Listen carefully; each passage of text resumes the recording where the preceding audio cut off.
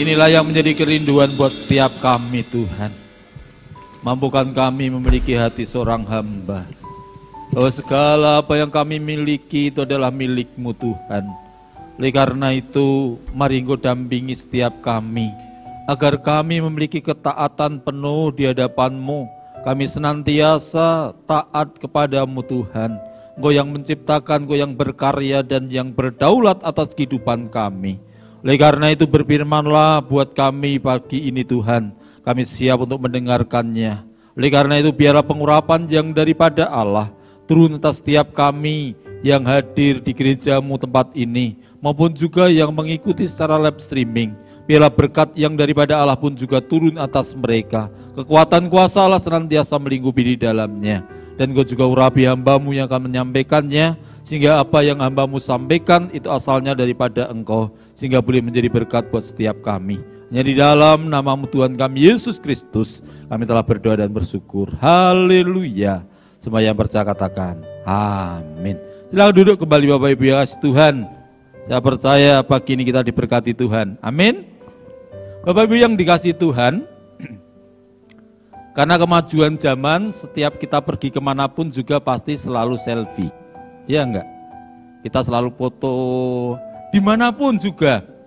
Kita ke kebun binatang, kita ke danau, kita mungkin ke supermarket, atau kita mungkin berkunjung di mana tempat wisata. Mau nggak mau seringkali karena kemajuan zaman sekarang kita punya HP yang bisa untuk foto, ya kan? Kalau zaman dulu kan harus ngundang tukang foto, sekarang ini kan HP bisa untuk selfie di mana-mana. Sekarang sudah menjadi tukang foto semuanya, ya enggak? Sehingga di mana-mana pasti kita selalu selfie, selalu foto. Dan akhirnya kita upload ke Facebook, kita upload ke WA, kita upload ke IG ya, Instagram dan sebagainya. Sehingga orang wah lihat, wah bagus sekali. Saya dulu pernah melihat foto yang Dusun Semilir ya. Wah fotonya luar biasa. Akhirnya kita mau nggak mau akhirnya tertarik nggak? Tertarik. Ada yang mungkin ngupload di katakanlah di pantai mana, ini pantai yang baru dan sebagainya. Akhirnya orang pada tertarik. Bapak Ibu yang dikasih Tuhan, dengan kita mengunggah atau mengupload setiap foto-foto yang ada, secara tidak langsung kita sebenarnya mempromosikan. Kita mengiklankan, betul enggak? Sehingga orang akhirnya tahu. Sehingga orang akhirnya lihat, oh iya ternyata di sana bagus, akhirnya orang pada tertarik. Bahkan juga masalah makanan, ada orang Jakarta itu karena unggahan foto yaitu makanan ceker itu daerah Solo, orang Jakarta itu rela mengorbankan duitnya harus lewat tol dan sebagainya. Itu kurang lebih biayanya sekali jalan itu 700.000, berarti PP 1,4. Itu demi makan ceker di daerah Solo. Katanya enak luar biasa gitu ya. Itu hanya ceker. Makannya paling-paling mungkin 100-200, tapi biaya ongkos perjalanannya itu 1,4. Jadi nggak sebanding. Tetapi karena iklan kan, betul nggak? Semua orang jadi marketing. Saya katakan begitu juga di dalam Tuhan Bapak Ibu. Kita semua adalah marketingnya Tuhan. Amin. Melalui apa yang kita unggah, apa yang kita katakan, apa yang kita sampaikan, ternyata itu sangat mempengaruhi. Kalau orang foto, pasti fotonya yang tepat bagus-bagus, betul nggak? Mungkin di gereja ini, pasti orang kalau foto pengen cari yang ada bunganya, atau mungkin tidak pasti cari yang jelek-jelek, yang kira-kira di sana itu agak kotor dan sebagainya, foto di situ, selfie di situ. Enggak, pasti di tempat bunga ini atau bunga ini dan sebagainya. Akhirnya orang, wah ternyata gereja Salmas itu bagus luar biasa. Karena apa? Melihat fotonya, unggahannya, karena bunganya kan, betul enggak? Begitu juga di dalam kehidupan kita sebagai anak-anak Tuhan, kita dipanggil oleh Tuhan menjadi marketingnya Tuhan. Marketingnya Tuhan, tadi pagi saya katakan kita ini adalah diplomatnya Tuhan. Orang-orang yang diutus untuk menjadi marketing berarti memasarkan sesuatu yang baik yang daripada Tuhan di dalam kehidupan kita. Dan pada saat kita bisa mengupload kepada orang lain, bisa memberitakan, bisa mengabarkan, bisa menggemakan segala kebaikan Tuhan di dalam kehidupan kita, Diharapkan setiap orang yang melihat, setiap orang yang membacanya bisa tertarik dan bisa datang kepada Tuhan. Itulah yang diharapkan oleh Tuhan di dalam kehidupan kita. Oleh karena itu pagi ini kita akan sama-sama belajar, yaitu kebenaran firman Tuhan, dengan tema yaitu menggemakan kebaikan Tuhan ke seluruh dunia. Kita akan membaca Alkitab kita bersama-sama di dalam Kitab Mazmur pasal yang ke-19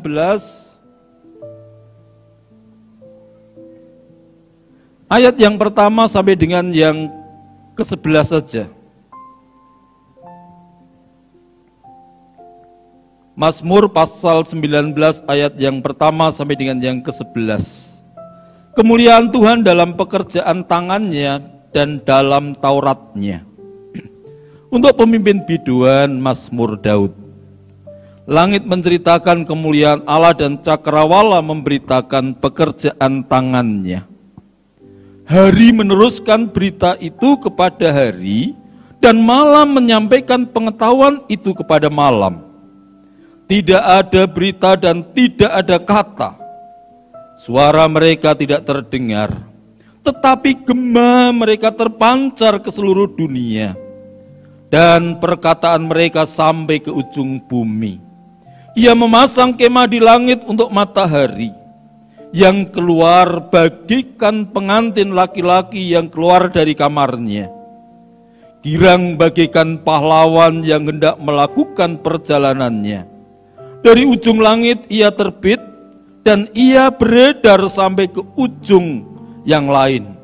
Tidak ada yang berlindung dari panas sinarnya. Taurat Tuhan itu sempurna, menyegarkan jiwa. Peraturan Tuhan itu teguh, memberi hikmat kepada orang yang tak berpengalaman. Titah Tuhan itu tepat, menyukakan hati. Perintah Tuhan itu murni, membuat mata bercahaya.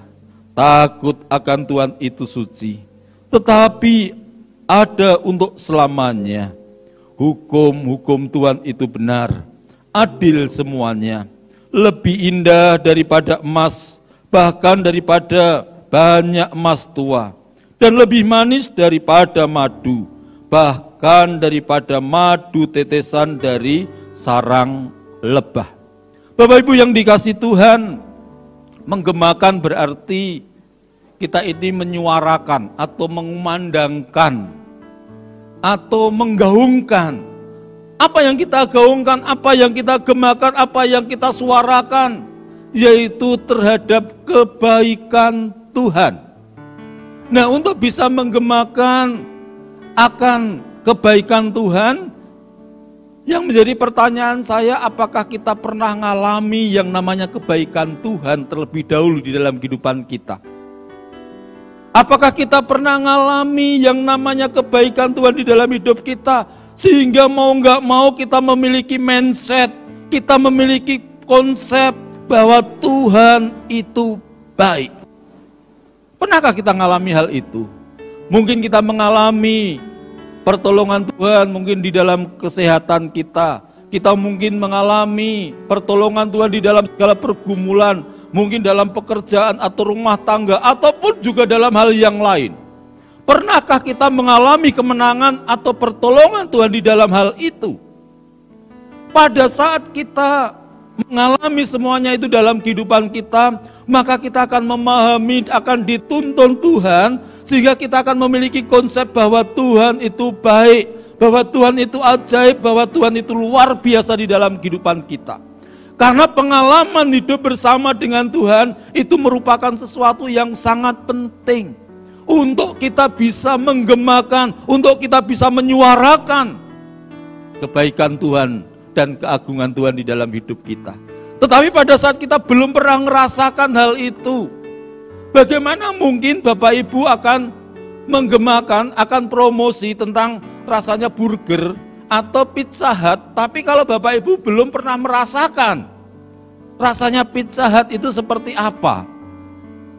Kalau Bapak Ibu tiap hari itu makannya telo goreng, Bapak Ibu makannya itu getuk, lalu Bapak Ibu ingin mempromosikan tentang Pizza Hut, Ya nggak nyambung, nggak mungkin itu akan terjadi. Bapak Ibu nggak mungkin akan mempromosikan Tuhan pada saat Bapak Ibu juga nggak pernah merasakan kebaikan Tuhan. Bapak Ibu nggak akan mungkin akan menggemakan kebaikan Tuhan pada saat Bapak Ibu pun juga nggak memiliki konsep bahwa Tuhan itu baik. Oleh karena itu pengalaman hidup bersama dengan Tuhan itu merupakan sesuatu yang sangat penting. Mazmur 19 ini merupakan sebuah ungkapan. Sang pemazmur bagaimana dia merasakan akan pertolongan Tuhan, bagaimana dia merasakan akan kebaikan Tuhan di dalam kehidupannya, bagaimana dia merasakan akan keagungan Tuhan di dalam kehidupannya. Sehingga kalau kita membaca di dalam Mazmur pasal 19 di situ dimulai dari ungkapan keagungan Tuhan yang luar biasa. Di situ dikatakan langit menceritakan kemuliaan Tuhan. Dan di situ dikatakan cakrawala memberitakan akan pekerjaan tangannya. Jadi bagaimana sang pemazmur merasakan Tuhan itu betul-betul luar biasa. Tuhan begitu ajaib. Dari pemahaman hal ini, sang Daud memahami bahwa Tuhan itu baik. Bahwa Tuhan yang dia sembah itu adalah Tuhan yang ajaib. Tuhan yang luar biasa. Sehingga dari keluar biasaannya itu, akhirnya Daud mengagungkan Tuhan, menggemakan kebaikan Tuhan kepada setiap orang. Daud memahami bagaimana Tuhan menciptakan segala alam, segala isi dunia ini. Tidak harus dengan bahan-bahan, tidak harus dengan merakit dan sebagainya. Sekarang bayangkan saja, kalau Tuhan menciptakan dunia ini dengan merakit dan menyatukan bahan-bahan, kira-kira berapa ratus tahun dunia ini baru diciptakan. Kita buat tol laut aja, atau katakanlah tol yang di atas laut itu aja, itu saja berapa tahun, ya kan? Seperti katakanlah tol di Bali itu yang ada di atas laut, itu kira-kira berapa tahun? 4-5 tahun. Bagaimana kalau misalnya bumi ini dibuat memisahkan antara air dengan daratan? Kira-kira berapa ember ya untuk memindahkannya. Tetapi Tuhan menciptakannya hanya dengan bersabda. Dia hanya berfirman. Akhirnya semuanya itu jadi di dalamnya. Dan kalau kita perhatikan hasil dari ciptaan Tuhan, begitu ajaib, begitu luar biasa. Saya membayangkan pada saat saya melihat mungkin malam-malam ada bintang, ada bulan dan sebagainya. Dan kalau kita perhatikan cakrawala atau planet-planet yang ada ini semua bergerak Bapak Ibu. Jadi semua planet-planet ini mengitari matahari dengan kecepatan yang tinggi. Nggak ada speedometernya ini Bapak Ibu. Nggak ada pengendalinya. Tetapi apa yang terjadi nggak pernah bertubrukan, nggak pernah geser, 1 mili pun juga nggak pernah geser. Ini sesuatu yang ajaib, betul nggak? Ini sesuatu yang luar biasa. Jika Allah yang kita sembah, Dia sanggup untuk menciptakan cakrawala, menciptakan langit sedemikian ajaibnya. Apakah kira-kira Allah yang ajaib, yang luar biasa itu tidak sanggup menolong Bapak Ibu sekalian? Tidak sanggup untuk menyelesaikan permasalahan Bapak Ibu sekalian? Tidak sanggup mengadakan apa yang tidak ada di dalam kehidupan Bapak Ibu sekalian? Saya katakan itu terlalu kecil. Oleh karena itu dari pengalaman Raja Daud pada waktu itu, ingin mengungkapkan kepada setiap kita, ingin memberikan pembelajaran buat setiap kita, bahwa kita punya Allah yang ajaib, kita punya Allah yang luar biasa. Kita punya Allah yang sangat-sangat baik di dalam kehidupan kita. Maka alami terlebih dahulu akan segala kebaikan Tuhan. Alami terlebih dahulu akan segala keajaiban Tuhan di dalam kehidupan kita. Oleh karena itu saya katakan, setiap orang-orang percaya Tuhan izinkan kita mengalami yang namanya masalah. Mungkin dalam ekonomi, mungkin dalam pekerjaan, mungkin dalam usaha kita, mungkin dalam kesehatan kita. Semuanya itu diizinkan Tuhan, bukan Tuhan gak punya rencana Bapak Ibu. Tetapi Tuhan izinkan semuanya itu agar kita bisa melihat campur tangan Tuhan, agar kita bisa melihat kuasa Tuhan, agar kita bisa melihat kebaikan Tuhan di dalam hidup kita. Itu tujuan Tuhan izinkan segala permasalahan terjadi di dalamnya. Sehingga pada saat kita mengalami pertolongan, oh iya ternyata itu luar biasa. Saya sangat kagum dengan putri Mbak Christine ya, dan Mbak Mas Ari. Pada saat lahir, kami itu nengok ke sana gitu, lihat itu kecil sekali, beratnya itu hanya 1,9 ya, 1,9, jadi 2 kilo nggak ada. Lihatnya gitu rasanya, waduh kasihan sekali. Tetapi secara luar biasa ini mungkin sudah hampir 7 bulan ya. Iya 8 bulan. Jadi dan sekarang luar biasa aktif, gemuk. Jadi orang nggak tahu kalau waktu kecilnya lahirnya itu sangat kecil gitu loh. Kalau itu bukan keajaiban Tuhan, itu bukan karena pertolongan Tuhan, apa itu mungkin?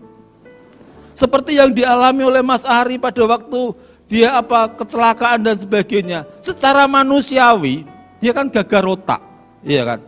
Harusnya dia mungkin jadi linglung, tetapi dari situ awal perubahan dan awal Tuhan menyatakan kuasanya, sehingga dia dituntun yang dulu tadinya kerja di sepatu, lalu dia akhirnya kuliah dan cari kerjaan pun juga gampang.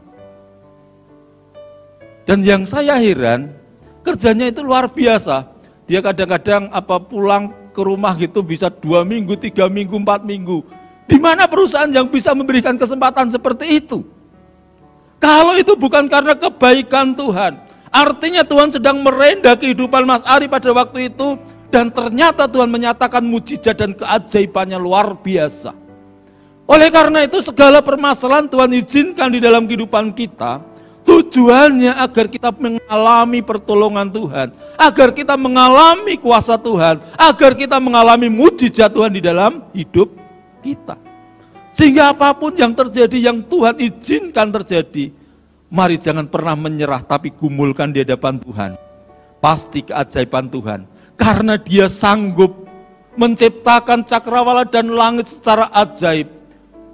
Dia yang menciptakan sesuatu yang luar biasa dari tidak ada menjadi ada.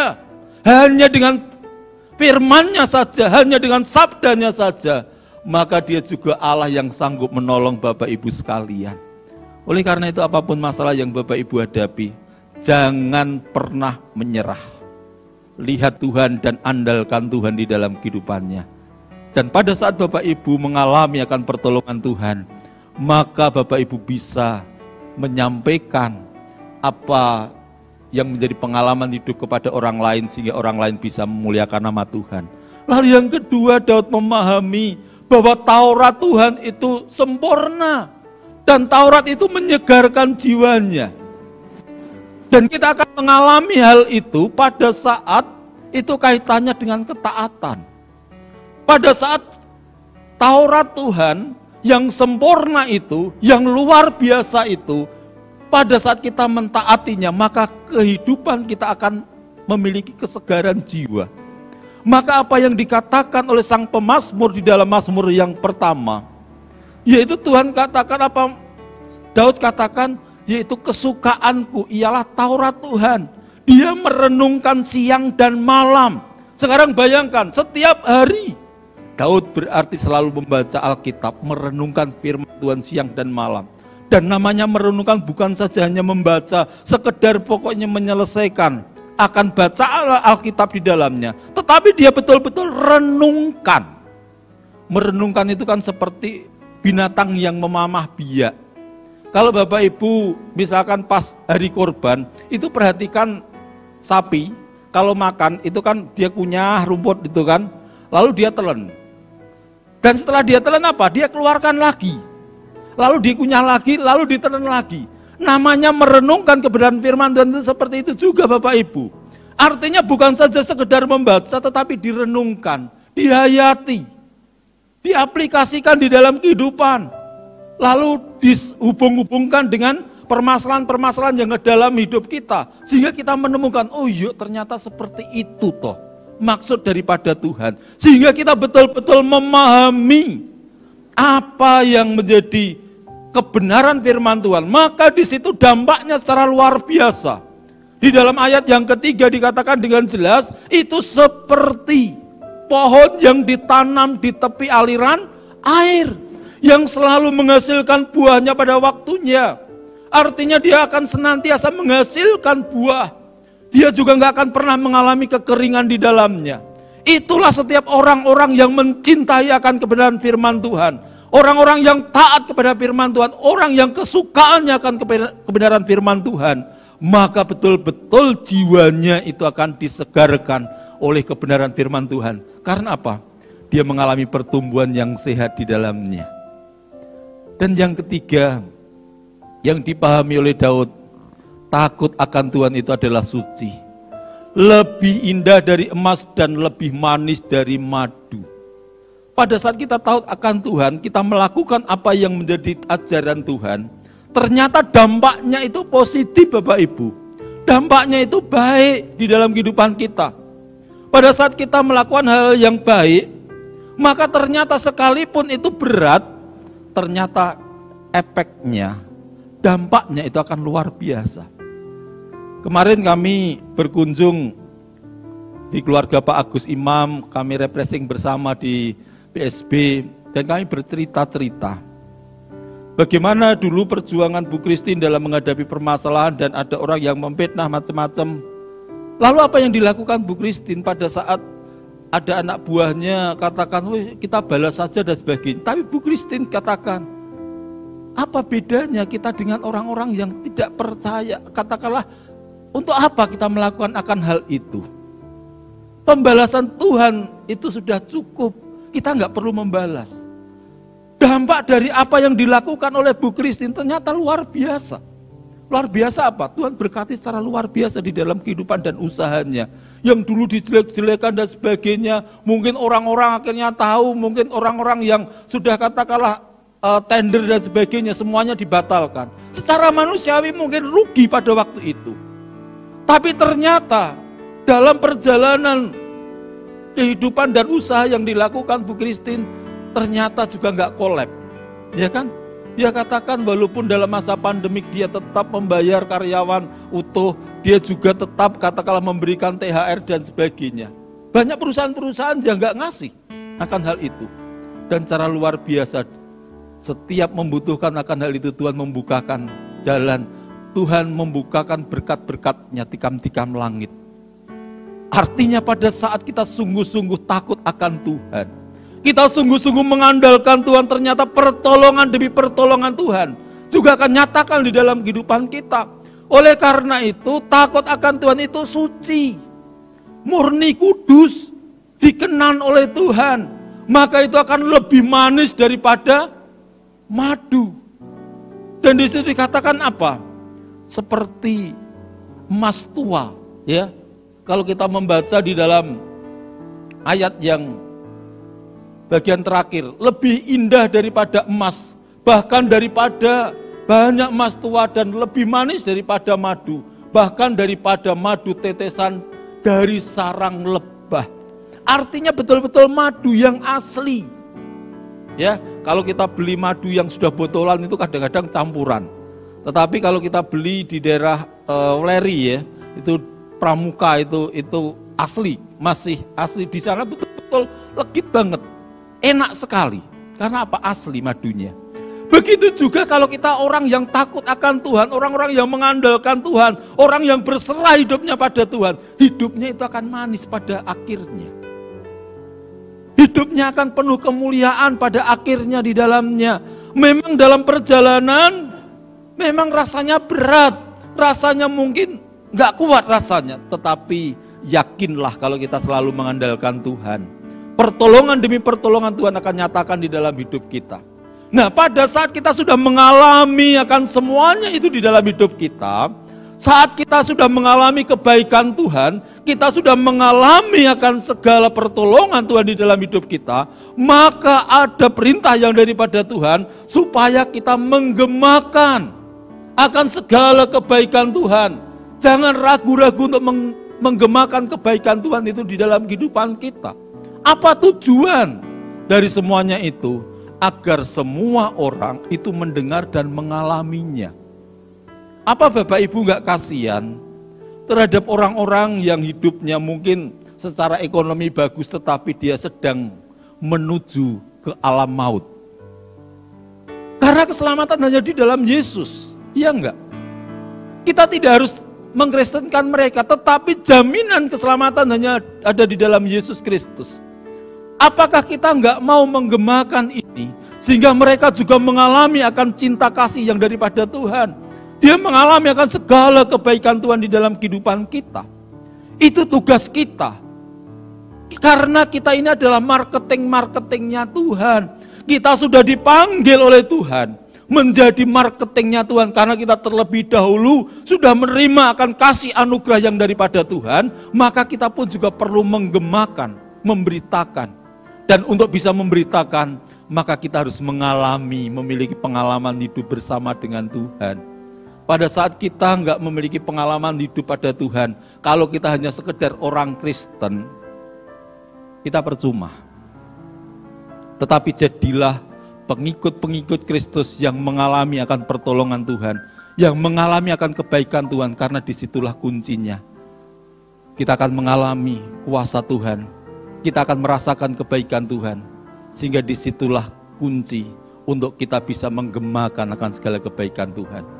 Kiranya kebenaran firman Tuhan ini boleh mengingatkan kita bahwa kita adalah marketingnya Tuhan.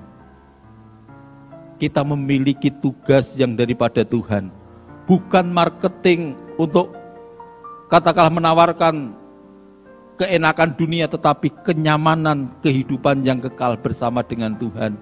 Oleh karena itu alami terlebih dahulu pengalaman hidup bersama dengan Tuhan. Kiranya Tuhan Yesus memberkati kita semua. Amin.